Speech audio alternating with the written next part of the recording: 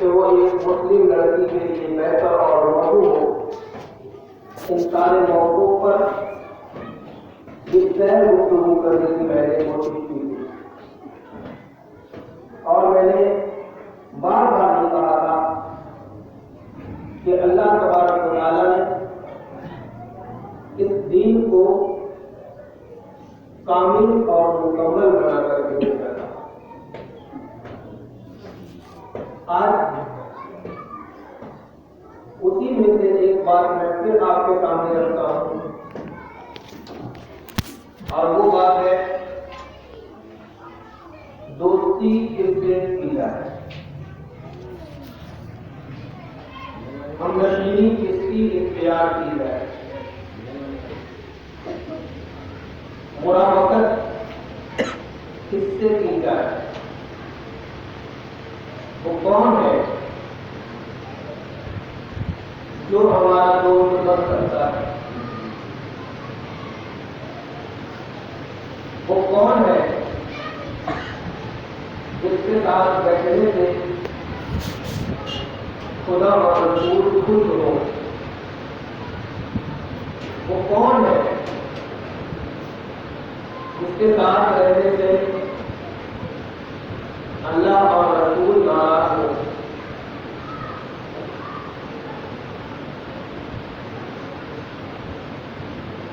ظاہر سی بات ہے ایک مسلمان کو دوست بنائے، اس سے اللہ اور رسول خوش ہوتا ہے۔ ایک مسلمان کا ہم جلیس و ہم نشین ہو، اس سے اللہ اور رسول خوش ہوتے ہیں۔ مسلمان سے شادی کرے تو خدا اور رسول خوش ہوتے ہیں۔ مسلمان سے دوستی کرے تو خدا و رسول خوش ہوتے ہیں۔ مسلمان کی موافقت اختیار کرے تو خدا و رسول خوش ہوتے ہیں۔ اور یہ سلسلہ حضرت آدم علیہ السلام سے لے کر کے آج تک جاری ہے۔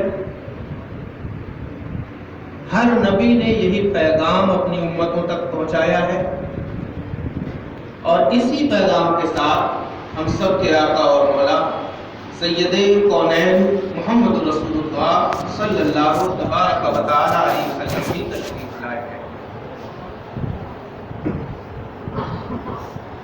قرآن پاک میں جگہ جگہ اس بات کی نشاندہی کی گئی ہے۔ سورہ مائدہ میں اللہ تبارک و تعالی ارشاد فرماتا ہے، یا ایھا الذین آمنوا لا تتخذوا اليہود والنصارى اولیاء۔ اے ایمان والو، یہود و نصارہ کو دوست مت بناؤ۔ بعضهم اولیاء بعض، وہ آپس میں دوست ہیں مگر تمہارے دوست نہیں۔ اس آیت کریمہ میں جو یہ بات کہی گئی، اے ایمان والو یہود و نصارہ کو دوست نہ بناؤ، یہاں سے ایک پیغام ملتا ہے۔ گفتگو کا آغاز دوستی سے ہوتا ہے، تجارت دوستی کے بعد ہوتی ہے، شادی کے مراحل دوستی کے بعد طے ہوتے ہیں، آپسی تعلقات دوستی کے بعد بنتے ہیں، باہمی مراقبت دوستی کے بعد ہوتی ہے۔ اللہ تبارک و تعالیٰ نے دوستی نہ کرو سے آگے کے سارے دروازوں کو بند کرنے کا حکم دیا۔ دوستی نہ کرو، ان سے رشتہ داری نہ کرو، دوستی نہ کرو، ان کے عقائد کو نہ مانو، دوستی نہ کرو، ان کی باتوں کو نہ مانو، دوستی نہ کرو، اپنی بچیوں کو انہیں نہ دو، دوستی نہ کرو، ان کی بچیوں کو اپنے گھر نہ لاؤ، دوستی نہ کرو، ان جیسی تعلیم و تربیت سے دور رہو، دوستی نہ کرو، ان کے مخرب اخلاق کاموں سے دور رہو، دوستی نہ کرو، ان کی سیرت سے دور رہو، دوستی نہ کرو، ان کی فطرت سے دور رہو، دوستی نہ کرو، ان کی طینت سے دور رہو، دوستی نہ کرو، ان کی باتوں سے دور رہو، دوستی نہ کرو، ان کے رشتہ داری سے دور۔ اس کو ہم اس طور پر سمجھ سکتے ہیں کہ کسی نے 4 منزلہ گھر بنایا اور اپنے کسی دشمن کو کہہ دیا میرے گھر کے دروازے پر مت چڑھنا۔ دروازے پہ مت چڑھنے کا مطلب یہ نہیں ہوگا دروازے پہ نہ چڑھنا، پہلی منزل پہ آ جانا۔ دروازے پہ نہیں چڑھنے کا مطلب یہ نہیں ہوگا دروازے پہ نہ چڑھنا، 4تھی منزل پہ آ جانا، بلکہ میرے گھر کے دروازے پہ نہیں چڑھنے کا مطلب یہ ہوتا ہے نہ تو میرے گھر کے دروازے پر چڑھنا، نہ تو میرے گھر کی چھت پر آنا، نہ تو میرے گھر کے کسی کمرے میں گھسنا، نہ تو میرے گھر کے کسی روم میں گھسنا، اور ان ساری جگہوں پر جانے سے دروازے کا جو گھر کا انٹر گیٹ ہوتا ہے وہی منع کر دیتا ہے کہ وہاں مت جانا، یعنی اس کے آگے بدرجہ والا ہے۔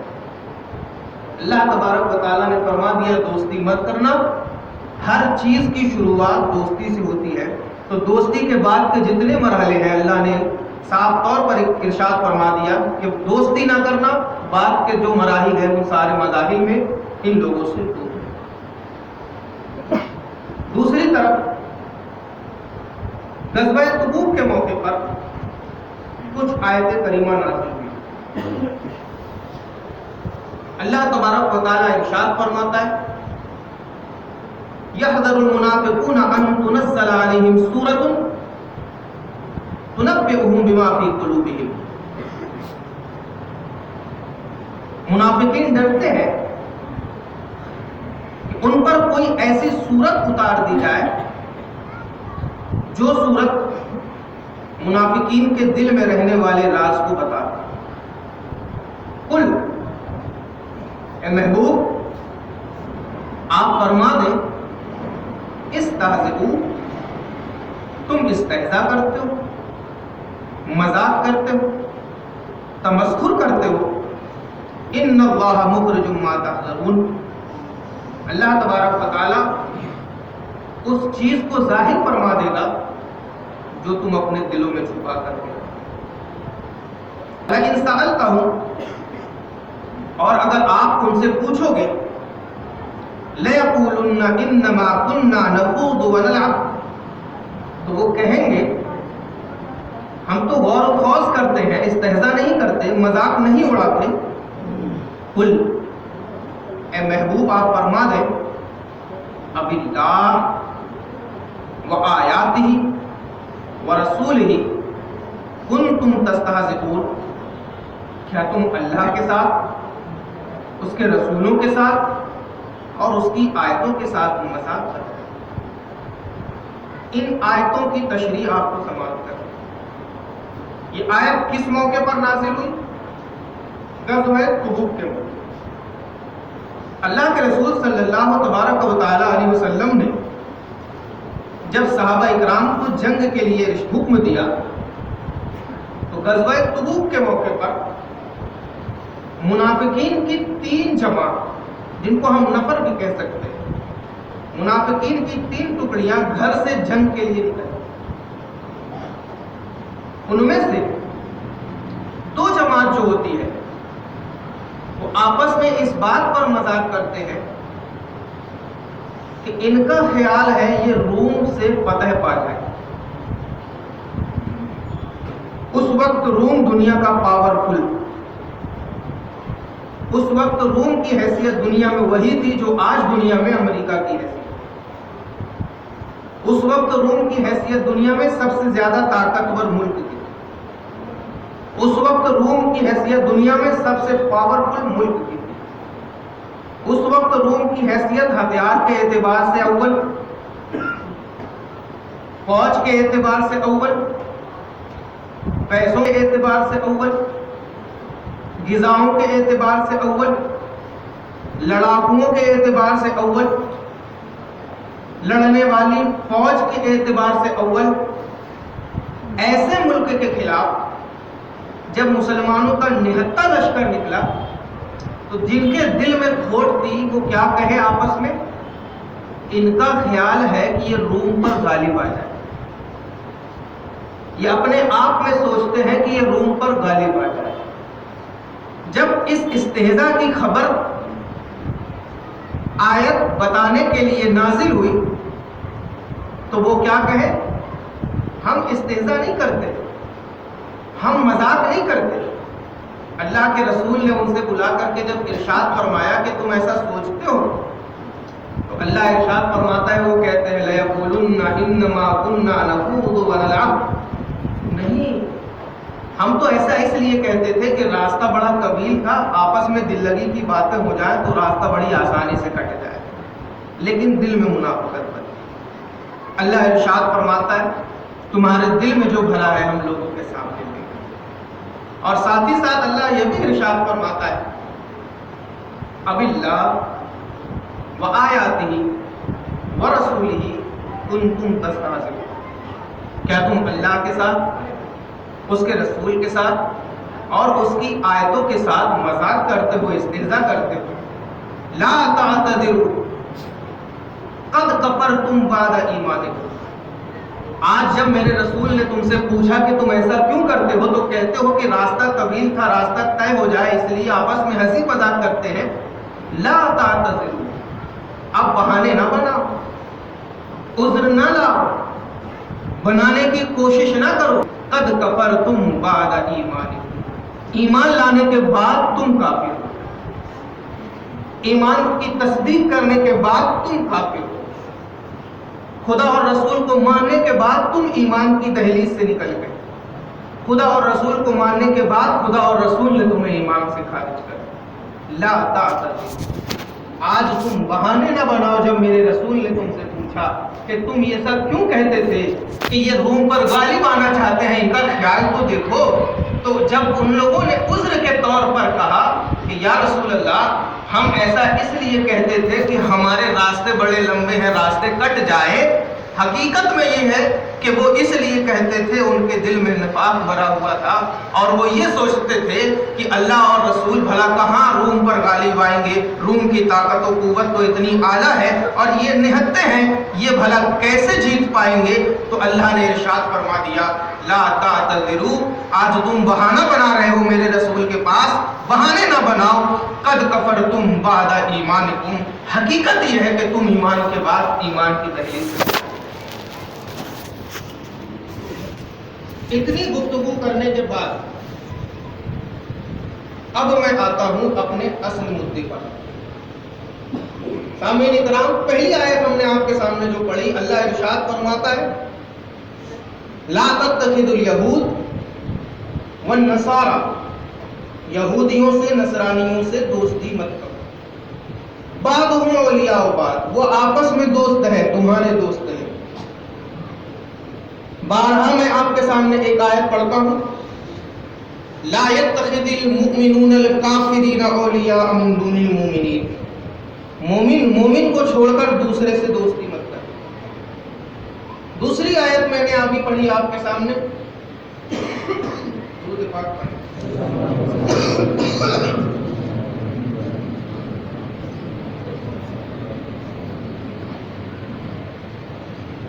اس جماعت کے تعلق سے اللہ ارشاد فرماتا ہے جو جماعت بظاہر مسلمان صحابہ کے درمیان رہتی تھی، صحابہ کے ساتھ اٹھتی اور بیٹھتی تھی، لیکن دل میں یہ خیال رکھتی تھی کہ اللہ اور رسول یہ روم پر غالب نہیں آئیں گے۔ تو اللہ نے فرمان صادر کر دیا کہ ایسا شخص جو خدا اور رسول کے فیصلے کے خلاف جائے وہ اسلام سے تعلق نہیں رکھتا، جو خدا اور رسول کے حکم کے خلاف جائے وہ اسلام سے تعلق نہیں رکھتا۔ اور رسول کا حکم یہاں پر کیا ہے؟ رسول کا حکم یہاں پر یہ ہے کہ اللہ کے رسول نے صحابہ کو حکم دیا تھا کہ جنگ کی تیاری، اللہ کے رسول نے صحابہ کو حکم دیا تھا جو ہتھیار ہے تمہارے پاس اس کے ساتھ جنگ کی تیاری، اللہ کے رسول نے صحابہ کو حکم دیا تھا جیسی حالت میں ہو جنگ کی تیاری، اللہ کے رسول نے صحابہ کو حکم دیا تھا کہ روم پر ہمیں فتح پانا ہے، کوشش کرو، اللہ کے رسول نے صحابہ کو حکم دیا تھا جس پوزیشن میں ہو جنگ کی تیاری کرو۔ رسول پاک کی اس بات کا انکار کرنے کے سبب سے اس جماعت کے تعلق سے اللہ نے ارشاد فرما دیا لا تعتذروا قد کفرتم بعد ایمانکم، ایمان کے بعد تم کافر ہو چکے، اب بہانے مت بنو۔ بس رسول اعظم جس بات کو کہیں وہ بات سراپا اسلام ہے، اسلام کا انکار کرنے والا اسلام سے خارج۔ کون کون سی ایسی بات ہے جس بات کو رسول پاک کہتے ہیں؟ مذہب اسلام کے ساتھ مذاق کرنے والا اسلام سے خارج، مذہب اسلام کے اصول سے مذاق کرنے والا اسلام سے خارج، مذہب اسلام کی شرطوں کے ساتھ مذاق کرنے والا اسلام سے خارج، مذہب اسلام کے قانون کے ساتھ مذاق کرنے والا اسلام سے خارج۔ اور مذہب اسلام کا قانون یہ قرآن پاک کی آیت ہے، مطلب قرآن پاک کی آیتوں کا مذاق اڑانے والا اسلام سے خارج۔ مذہب اسلام کا قانون اللہ رب العزت کا کلام، مطلب اللہ کے کلام کے ساتھ مذاق کرنے والا اسلام سے خارج۔ اور اللہ کے رسول بھی شریعت مطہرہ کو لے کر کے ہم تک آئے تو اللہ کے رسول کی ہر ایک بات گویا کہ خدا کی طرف سے بھیجی ہوئی ہم تک بات، اور رسول پاک کی ایک بات کا انکار کرنا گویا کہ خدا کی بات کا انکار کرنا، اور خدا کی بات کا جو انکار کرے اس کا نہ تو خدا سے تعلق ہے نہ ہی رسول پاک سے تعلق ہے۔ تو نتیجہ اب نکل کر کے آیا کہ جس طرح قرآن پاک کا انکار کرنا اسلام سے خارج کر دیتا ہے، اسی طرح سے رسول پاک کا انکار کرنا اسلام سے خارج کر دیتا ہے۔ جس طرح سے قرآن کی آیتوں کا انکار کرنا اسلام سے خارج کر دیتا ہے، رسول پاک کی حدیثوں کا انکار کرنا اسلام سے خارج کر دیتا ہے۔ جس طرح سے خدا کی بات کا انکار کرنا اسلام سے خارج کر دیتا ہے، اسی طرح سے مصطفیٰ کی بات کا بھی انکار کرنا اسلام سے خارج کر دیتا ہے۔ اب یہاں پر ہم کو غور اس بات میں کرنا ہے کہ ہم کن باتوں کا انکار کرتے ہیں اور کن باتوں کا اقرار کرتے ہیں، ساتھ ہی ساتھ جو انکار کرنے والے ہیں ہمارا ان سے تعلق ہے یا نہیں ہے، کیونکہ اللہ نے اس جماعت کے تعلق سے جس جماعت کے دل میں یہ بات آئی کہ یہ خیال کرتے ہیں روم پر غالب آ جائیں گے، مسلمانوں کو حکم دیا کہ ان سے دور ہٹ جاؤ، یہ تم میں سے نہیں۔ اللہ نے اس جماعت کے تعلق سے جو خدا کے علاوہ دوسرے کی پرستش اور پوجا کرنے میں لگ گئے عیسائی، اللہ نے ارشاد فرمایا وہ آپس میں تو دور ہو سکتے ہیں، دوست ہو سکتے ہیں، تمہارے دوست نہیں ہو سکتے، لہٰذا ان سے دور رہو۔ اللہ نے اس جماعت کے تعلق سے جس جماعت نے توریت میں تحریف کر دی، توریت میں تبدیلی کر دی اور توریت کے وہ قانون جو اللہ کی طرف سے نازل ہوئے تھے اس میں تبدیلی کر کے اپنے من موافق قانون گڑھ دیے، ایسی جماعت سے دور رہنے کے تعلق سے اللہ نے ارشاد فرما دیا۔ تو نتیجہ یہ ہوا جس طریقے سے عیسائی مذہب میں تبدیلی کرنے والوں سے اللہ نے دور رہنے کا حکم دیا، یہودی مذہب میں تبدیلی کرنے والے سے اللہ نے دور رہنے کا حکم دیا، اسی طرح سے مذہب اسلام میں بھی جو تبدیلی کرے اللہ اس سے بھی دور رہنے کا حکم دیتا ہے، اور اس دور رہنے کے حکم پر قرآن کریم کی یہ آیت ناطق ہے اور قرآن کریم کی یہ آیت بول رہی ہے۔ اب وہ کون سا حکم ہے؟ یاد رکھیے آپ، شریعت مطہرہ کسی کے باپ کی جاگیر نہیں ہے، شریعت کسی کے گھر سے نہیں چل کر کے آئی ہے، شریعت وہ ہے جو خدا اور رسول کا فرمان ہے، اور ہم اس وقت تک مسلمان نہیں ہو سکتے جب تک خدا اور رسول کے فرمان پر 100% زبان سے اقرار نہ کر لے، دل سے ایمان نہ لے آئے۔ سامعین کرام، جس طرح سے اللہ تبارک و تعالیٰ نے ہمیں اس بات کا حکم دیا کہ ان عقیدے سے دور رہو، اسی طرح اللہ تبارک و تعالیٰ نے ہمیں اس بات کا بھی حکم دیا کہ مذہب سے جو تمہارے استہزاء کرے، مذاق اڑائے، تمہارے مذہب کو ہلکا سمجھے، اس سے دور رہو۔ ہم نے آپ کے سامنے آیت کریمہ پڑھی، اب آپ غور کریں۔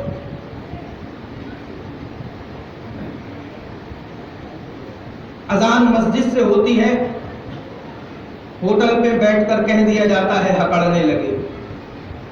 دین کے ساتھ مذاق ہے کیا؟ نماز پڑھنے کے لیے مسجد میں کوئی آیا، چوراہوں پر بیٹھ کر کہہ دیا جاتا ہے بڑکا ملا جی بنے ہیں۔ دین کے ساتھ مذاق ہے یا نہیں؟ خدا نے حکم دیا فَإِن طَلَّقَهَا فَلَا تَحِلُّ لَهُ مِن بَعْدُ حَتَّى تَنكِحَ زَوْجًا غَيْرَهُ۔ جب کوئی شوہر اپنی بیوی کو تیسری طلاق دے دے تو وہ بیوی اپنے شوہر کے لیے اس وقت تک حلال نہیں ہو سکتی جب تک کسی دوسرے مرد سے نکاح نہ کر لے۔ کوئی طلاق کے مسئلے کے ساتھ ہنسی اور مذاق کرے، قرآن و حدیث کے ساتھ استہزاء اور مذاق ہے یا نہیں؟ کوئی بیٹھ کر کے کہے کہ ایسا شریعت میں کچھ نہیں ہے، شریعت کے ساتھ ہنسی اور مذاق ہے یا نہیں؟ قرآن پاک میں، حدیث پاک میں حلالہ کے تعلق سے جو آیتیں ہیں اور حدیثیں ہیں، اس مسئلے کا بیٹھ کر کے کوئی مذاق اڑائے تو یہ دین کے ساتھ مذاق ہے یا نہیں؟ وراثت کے تعلق سے جو مسئلے ہیں، لڑکی کو اتنا ملے گا، لڑکے کو اتنا ملے گا، ماں کو اتنا ملے گا، باپ کو اتنا ملے گا، کوئی اپنے آپ کو مسلمان ظاہر کرتے ہوئے ٹی وی پر بیٹھ کر خدا کے اس حکم کا انکار کرے اور مذاق کرے تو خدا کے قانون کے ساتھ یہ استہزاء اور مذاق ہے یا نہیں؟ یاد رکھیے گا، قرآن پاک کی ساری آیتوں کو ماننے کے بعد ایک حرف کا کوئی انکار کر دے تو وہ مسلمان نہیں۔ رسول اعظم صلی اللہ علیہ وسلم کی ساری باتوں کو ماننے کے بعد کسی ایک ایسی بات کا انکار کر دے جس پر ایمان لانا ضروری تھا تو وہ مسلمان نہیں۔ ساری باتوں کو مان رہا ہے، ایک بات کا انکار کر رہا ہے، اس کے بعد وہ مسلمان نہیں۔ کیوں؟ کیونکہ ہم یہ نہیں کہتے کہ ہم ساری آیتوں پر ایمان لائے ایک آیت کو چھوڑنے کے بعد، مصطفیٰ کی ساری باتوں پر ایمان لائے چند باتوں کو چھوڑنے کے بعد، بلکہ ایسے لوگوں کو تو قرآن و حدیث میں دھتکار دیا گیا ہے اور اللہ ارشاد فرماتا ہے اَفَتُؤْمِنُونَ بِبَعْضِ الْکِتَابِ وَتَکْفُرُونَ بِبَعْضِ الْکِتَابِ، چند باتوں پر ایمان لاتے ہو، چند باتوں کے ساتھ انکار کرتے ہو، کیا ایسا ہی تمہارا ایمان ہے؟ اللہ ارشاد فرماتا ہے ایمان لاؤ تو میری مکمل کتاب پر ایمان لاؤ، ایمان لاؤ تو رسول کی مکمل بات پر ایمان لاؤ، ایمان لاؤ تو توریت میں جو ہم نے حکم اتارا ہے اس حکم پر ایمان لاؤ، ایمان لاؤ تو جو عیسیٰ نے بتایا ہے اس بات پر ایمان لاؤ، ایمان لاؤ تو مصطفیٰ پیارے کی ساری باتوں پر ایمان لاؤ۔ اب نتیجہ نکل کر کے آیا، ایک بات کو اگر آپ نے چھوڑ دیا، باقی ساری باتوں پر چاہے ایمان لے آئے، قرآن پاک کی ایک آیت کو آپ نے چھوڑ دیا، باقی ساری آیتوں پر چاہے ایمان لے آئے، قرآن اور حدیث کی روح سے آپ مسلمان نہیں ہو سکتے، قرآن اور حدیث کی روح سے آپ مومن نہیں ہو سکتے۔ تو میرے محترم ساتھیوں، میرے دوستوں اور پارشد کے چناؤ میں اپنا اپنا زور لگانے والے نوجوان ساتھیوں، غور کرو، آپ ان لوگوں کے ساتھ بھی دوستی کر رہے ہیں جو لوگ ٹی وی میں بیٹھ کر کے 3 طلاق کا مذاق اڑا رہے ہیں۔ 3 طلاق کا مذاق اڑانا، یہ 3 طلاق کا مذاق اڑانا نہیں، قرآن اور حدیث کا مذاق اڑانا ہے، اللہ اور رسول کا مذاق اڑانا ہے، اور خدا فرماتا ہے جو اللہ اور رسول کے ساتھ مذاق اڑائے اسے دوستی مت کرو۔ اب نوجوان ساتھیوں، آپ بتاؤ، جو بیٹھ کر کے حلالہ کا مذاق اڑائے تو کیا یہ حلالہ کا مذاق اڑانا ہے؟ نہیں، بلکہ خدا اور رسول کے بنائے ہوئے قانون کا مذاق اڑانا ہے، اور جو خدا اور رسول کے قانون کا مذاق اڑائے، اللہ کہتا ہے کہ ایسی جماعت والے مومن نہیں ہو سکتے، ان کے دل میں نفاق چھپا ہوا ہے، ان کے دل میں منافقت چھپی ہوئی ہے، اور یہ مکمل ایمان والے نہیں ہو سکتے، ان سے دور رہو، ان سے دوستی نہیں کرو۔ اور ایسے لوگوں سے اگر ہم دوستی کرتے ہیں تو کیا ہمارا ایمان مکمل ہوتا ہے؟ صحابہ کرام نے ایسی جماعت کو ٹھوکریں مار دی اور ان کو اپنی صفوں سے الگ کر دیا۔ آج بھی دنیا نام سے جانی جاتی ہے، نام سے پہچانی جاتی ہے کہ عبداللہ بن ابی منافق نام کا ایک شخص تھا، اس کے نام کے ساتھ نفاق جوڑ دیا گیا، اور جب بھی نام لیا جاتا ہے تو کہا جاتا ہے عبداللہ ابن ابی منافق، عبداللہ ابن ابی منافق۔ کیوں؟ کیونکہ اس کے دل میں کچھ اور رہتا تھا، زبان پر کچھ اور رہتا تھا، زبان سے رسول کی تعریف کرتا تھا اور دل میں رسول سے بغض رکھتا تھا، زبان سے خدا کی وحدانیت کا اقرار کرتا تھا اور دل سے خدا کی وحدانیت کا انکار کرتا تھا۔ تو اللہ نے اس کو اور اس کے ماننے والوں کو صحابہ کی سب سے خارج کر دیا اور صحابہ کو حکم دے دیا کہ ایسے لوگوں سے کبھی تعلق نہ رکھنا، ایسے لوگوں سے کبھی تعلق نہ رکھنا جو زبان سے کچھ کہیں اور دل سے کچھ کہیں۔ میرے معزز نوجوان ساتھیوں اور بزرگوں، دوستوں، میں بڑے ہی ادب کے ساتھ آپ سے کہنا چاہتا ہوں، ہمارا دوست وہ ہوتا ہے جو خدا اور رسول کے بتانے کے مطابق ہمارا دوست ہو۔ ہمارا ساتھی وہ ہوگا جو اللہ اور رسول کے بتانے کے مطابق ہمارا ساتھی ہو۔ جو دین کے ساتھ استہزاء کرے وہ ہمارا دوست نہیں ہو سکتا، جو شریعت کا مذاق اڑائے وہ ہمارا دوست نہیں ہو سکتا، جو نمازوں کا مذاق اڑائے وہ ہمارا دوست نہیں ہو سکتا، جو اذان کا مذاق اڑائے وہ ہمارا دوست نہیں ہو سکتا، جو طلاق کے قانون کا مذاق اڑائے وہ ہمارا دوست نہیں ہو سکتا، جو حلالہ کی قوانین اور ضوابط کا مذاق اڑائے وہ ہمارا دوست نہیں ہو سکتا، جو رسول پاک کی توہین کرے وہ ہمارا دوست نہیں ہو سکتا، جو رسول پاک کی گستاخی کرے وہ ہمارا دوست نہیں ہو سکتا، جو رسول پاک کی عظمت میں، رسول پاک کی شان میں گستاخی کے جملے کہے وہ ہمارا دوست نہیں ہو سکتا۔ بڑی ہی پیاری بات یاد آ گئی، اللہ کے رسول صلی اللہ تعالی علیہ وسلم نے صحابہ اکرام کو حکم دیا جنگ کی تیاری کرو، لیکن صحابہ اکرام میں جو منافقین کی جماعت تھی اپنے دل میں کہتی ہے، یہ خیال کرتے ہیں کہ یہ روم پر جنگ جیت جائیں گے۔ یہ سے مراد کون؟ رسول اعظم صلی اللہ علیہ وسلم۔ یہ سے مراد کون؟ اللہ کے رسول جو حکم دے رہے ہیں کہ روم کے خلاف جنگ کرو۔ منافقین دل میں کہہ رہا ہے، اپنے آپ کیا سوچ رہے ہیں؟ یہ سوچتے ہیں کہ ان کے خلاف جنگ جیت جائیں گے۔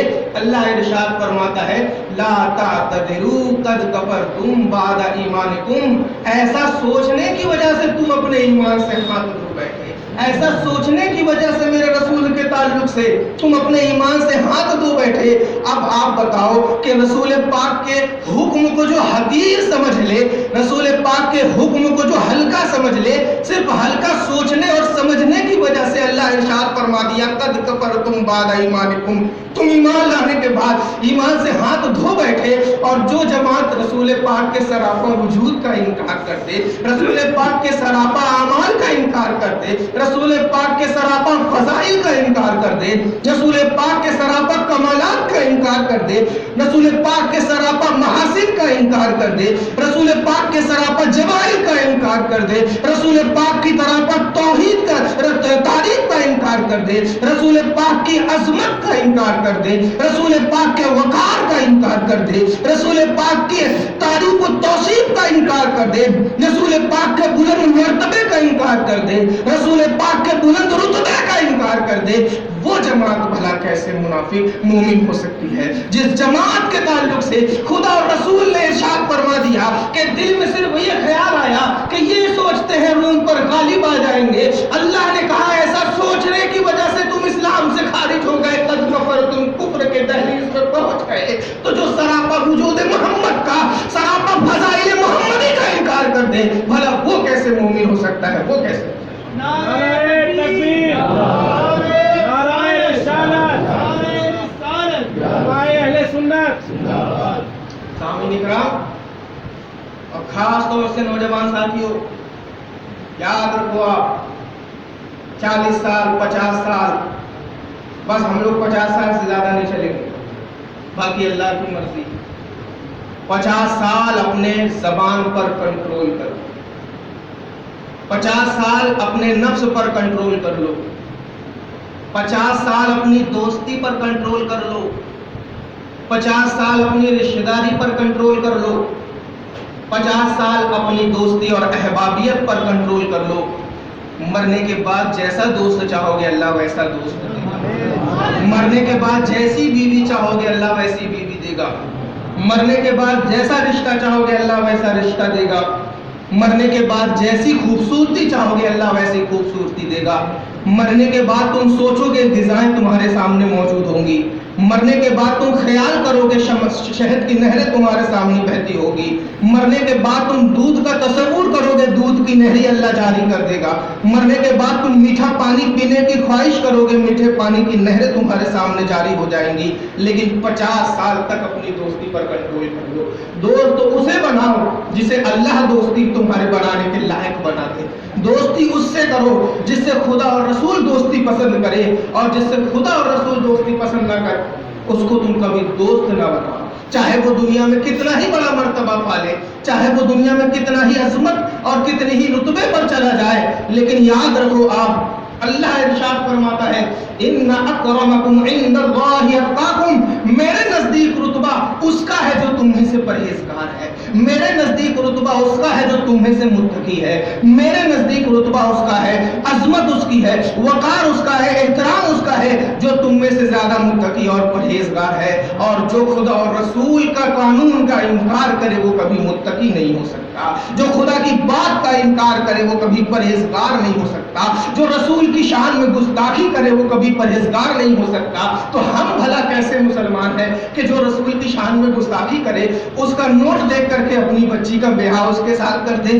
ہم بھلا کیسے مسلمان ہیں کہ جو رسول پاک کی شان میں گستاخی کرے اس کا کاروبار دیکھ کر کے اپنی بچی کی شادی اس کے ساتھ کر دے؟ جبکہ خدا کہہ رہا ہے لا يتخذ المؤمنون الكافرين اولیاء من دون المؤمنین، کہ ایک مسلمان دوسرے مسلمان سے دوستی کرے، مسلمان کو چھوڑ کر کے کسی دوسرے سے دوستی نہ کرے تو سمجھ میں آ گیا۔ میں نے شروع میں ہی بتایا تھا دوستی کے بعد ہر رشتے کی شروعات ہوتی ہے، دوستی پہلے تجارت بعد میں، دوستی پہلے رشتہ داری بعد میں، دوستی پہلے شادی بیاہ بعد میں، دوستی پہلے نشستیں بعد میں، دوستی پہلے مجلسیں بعد میں، دوستی پہلے نشستیں بعد میں، دوستی پہلے گفتگو بعد میں، دوستی پہلے شادی بیاہ بعد میں، دوستی پہلے احباب کا تعلق بعد میں، دوستی پہلے رشتہ داری بعد میں، دوستی پہلے کاروبار بعد میں، دوستی پہلے تجارت بعد میں، اور اللہ نے دوستی کا ہی رشتہ شروع سے ختم کر دیا کہ دوستی اس سے کرو جو مجھ پر اور میرے رسول پر ایمان لائے، اور جو مجھ پر میرے رسول پر ایمان نہ لائے اس سے دوستی مت کرو۔ تو جب خدا نے دوستی ہی کرنے سے انکار کر دیا تو اس سے شادی کیسے ہو سکتی ہے؟ خدا نے دوستی ہی کرنے سے انکار کر دیا تو اپنی بچی اس کو ہم کیسے دے سکتے ہیں؟ خدا نے دوستی ہی کرنے سے انکار کر دیا تو کسی ایسے شخص کی بچی ہم گھر میں اپنے کیسے لا سکتے ہیں؟ اب غور کرنے کی بات۔ نعرہ تکبیر، نعرہ رسالت، میدان حضور حافظ ملت، نعرہ حضور قرآن ملت، مفتی نعیم اختر قادری صاحب قبلہ۔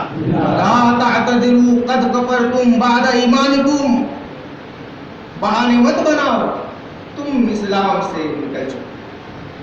عزیز ساتھیو، اللہ کے رسول صلی اللہ تعالی علیہ وسلم نے جب اپنی بیٹی فاطمہ الزہرا کا رشتہ کیا مولا علی کے ساتھ تو ایسا نہیں ہے کہ فاطمہ کے لیے بڑے بڑے ارب پتیوں کا رشتہ نہیں آ رہا تھا۔ ارے جس کے کائنات کی ساری نعمتیں اللہ نے جس کے صدقے میں پیدا کی اس کی بیٹی کے لیے بڑا کس نعمت کی کمی ہو سکتی ہے؟ کائنات کی ساری دولتیں اللہ نے جس کے صدقے میں پیدا کی اس کی بیٹی کا ہاتھ چکی پیستے پیستے بھلا کیسے چھالا آلود ہو سکتا ہے؟ کائنات کی ساری نعمتیں اللہ نے جس نبی کے صدقے میں پیدا کی اس نبی کی بیٹی کے ماتھے پر کبھی کام کی گرمی سے پسینہ کیسے نکل سکتا ہے؟ لیکن میرے ساتھیوں اور عزیز دوستیوں، جب اللہ کے رسول صلی اللہ علیہ وسلم کے پاس بے شمار اربوں کے بڑے بڑے دولت مندوں کے رشتے آئے تو اللہ کے رسول نے ایک ایک کا انکار کر دیا، سب کا انکار کر دیا، اور اخیر میں حضرت علی رضی اللہ تعالیٰ عنہ کو کہا کہ میری بیٹی سے شادی کرو گے۔ حضرت علی نے سرکار آپ کا حکم ہے، میں کیسے انکار کر سکتا ہوں؟ حکم کی تعمیل ہوگی، میں آپ کی بیٹی سے شادی کروں گا۔ تو جب اللہ کے رسول نے اپنی بیٹی کو گھر سے ودا کیا، نہ ہی کوئی جائیداد تھی، نہ ہی کوئی دولت تھی، نہ ہی کوئی سبزہ تھا، نہ ہی کوئی باغات تھے، نہ ہی کسی بلڈنگ کی اللہ کے رسول نے دہیج میں دی ہے، بلکہ اللہ کے رسول ارشاد فرماتے ہیں، اے میری بیٹی، میں اپنے بیٹی کی شادی ایسے شخص سے کر رہا ہوں جو میرے خاندان میں سب سے بہتر ہے۔ تو رسول اللہ نے حضرت علی کو دولت کی بنیاد پر بہتر نہیں کہا تھا، ثروت کی بنیاد پر بہتر نہیں کہا تھا، بلکہ اس بنیاد پر بہتر کہا تھا کہ علی نے کہا تھا، یا رسول اللہ، میں آپ پر ایمان لاتا ہوں اس بات پر کہ آج کے بعد علی وہی کرے گا جو محمد رسول اللہ کہیں گے، اور وہ کبھی نہیں کرے گا جو محمد رسول اللہ نہیں کرنے کو کہیں گے۔ اس لیے رسول اللہ نے فرمایا، بیٹی، میں ایسے شخص سے تیری شادی کر رہا ہوں جو میرے خاندان میں سب سے بہتر ہے۔ نتیجہ نکل کر کے آ گیا، ایمان والا ہے تو نہ شادی کے لیے بہتر ہے، عزت والا ہو نہ ہو ضروری نہیں ہے، ایمان سلامت ہونا چاہیے، ایسی لڑکی سے شادی کریں گے۔ خدا سے ڈرنے والا دلہا ہونا چاہیے، ایسی لڑکی سے شادی کریں گے۔ خدا اور رسول کا فرمان ماننے والا ہونا چاہیے، ایسے لڑکے سے شادی کریں گے۔ اور ایسے ہی لڑکے سے شادی کرنے کا شریعت مطہرہ میں ہم کو حکم دیا گیا ہے۔ ساتھیوں اور دوستوں، ان باتوں کا آپ اچھی طرح خیال رکھ لیں کہ ہماری یہ 40 سال، 50 سال، 60 سال کی زندگی ہے، اس کے بعد کوئی زندگی ہماری نہیں ہے۔ اور یہی 40-50 سال کے بعد ہمارے نامہ اعمال کا جب کھاتا کھولا جائے گا تو پھر حشر کے میدان میں فرشتے کہیں گے، اے اللہ، یہ تیرے رسول کا ماننے والا ہے، حکم ہوگا اس کو محبت کے ساتھ جنت کے باغات میں ڈالیں۔ اور کسی کا جب نامہ اعمال کھلے گا تو حکم دیا جائے گا، فرشتے کہیں گے، اے اللہ، یہ تو بظاہر مسلمان بنتا تھا، لیکن جو 3 طلاق کا انکار کرتے تھے مسلمان ہونے کے بعد، یعنی مسلم نام ہونے کے بعد، ان کا چاپلوس اور دوست بنا ہوا تھا۔ جو حلالہ کا انکار کرتے تھے مسلمان ہونے کے بعد، ان کا چاپلوس اور پچھلکو بنا ہوا تھا۔ اللہ ارشاد فرمائے گا، اس کو ناک کے بل گھسیٹتے ہوئے جہنم کی وادیوں میں ڈال دو۔ تو مسلمان ساتھیوں، ہم مسلمان ہیں، جنت ہمارے رسول کے صدقے میں ہمیں ملتی ہے، تو ہم ایسا کام کریں جس کام سے اللہ ہم کو جنت کے باغات میں جگہ عطا فرمائے، اور ایسے کام سے ہمیشہ باز رہیں جس کام سے اللہ کی ناراضگی ہم بول دیتے ہیں۔ یہ بڑا لمبا ٹاپک ہے، میں اس لیے آپ کو یہ بات بتا رہا ہوں کہ صحابہ اکرام نے رسول کی بات کا انکار کرنے والوں کو جماعت سے خارج کر دیا، سب سے خارج کر دیا، بائیکاٹ کر دیا برادری سے۔ ان میں سے اگر کوئی توبہ کر کے پھر آیا تو اللہ ارشاد فرماتا ہے، ان نعفو عن طائفۃ منکم نعذب طائفۃ منہم، ان میں سے ایک جماعت کو ہم عذاب دیں گے اور ایک جماعت کو ہم نعفو بخش دیں گے۔ تو یہ ایک جماعت کو بخش دیں گے، کون سی جماعت ہے؟ جو بعد میں توبہ کر کے صحابہ کے ساتھ شامل ہو گئے۔ اور کون سی جماعت کو عذاب دیں گے؟ طائفۃ منہم، ان میں سے جنہوں نے توبہ نہیں کیا اور ایسے ہی مر گئے۔ اللہ ارشاد فرماتا ہے، ان کو ہم عذاب کی وادیوں میں ڈھکیل دیں گے، عذاب کے سمندر میں ڈبو دیں گے، اور ان کے لیے دردناک عذاب ہم نے تیار کر رکھے ہیں۔ اللہ تبارک و تعالیٰ ہم سبھی کو ایسے دردناک عذاب سے محفوظ رکھے، ایسے بد اخلاق، بد کردار، بد مذہب اور چاپلوسوں کی نشستوں سے دور رکھے، ان لوگوں کے عقائد سے، اعمال سے، نظریات سے، افکار سے دور رکھے، اور صحابہ اکرام کے نظریات و افکار پر عمل کرنے کی توفیق عطا فرمائے۔ السلام علیکم ورحمۃ اللہ وبرکاتہ۔